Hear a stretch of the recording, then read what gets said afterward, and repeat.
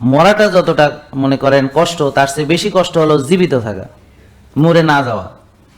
আপনার প্যারালাইসিস, মরতেছেন না, এটা বেশি কষ্ট। পচে যাচ্ছেন, মারা যাচ্ছেন না।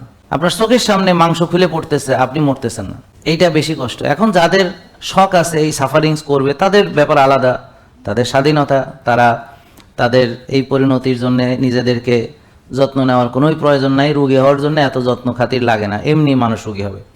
রোগী হওয়ার জন্য কোনো প্রচেষ্টা লাগে না। কেউ কি বলে যে আমি একটু রোগী হতে চাই, স্যার আমার একটু প্যারালাইসিস লাগবে? হ্যাঁ, এরকম কথা কেউ কয় নাকি? যে স্যার আমার একটু মাংস খুলে খুলে পড়বে, আমি একটু দেখবো কি মজা, এ কথা কেউ বলে? বিয়েতে রিং তো সবাই চায়, কিন্তু বুকের রিং নিশ্চয়ই কেউ পরাইতে চায় না, কিন্তু সবাই পরাতে বাধ্য। কেন? কারণ সবার চলাফেরা যেরকম, ওটা রিং পরানোর মতো উপযুক্ত চলাফেরা।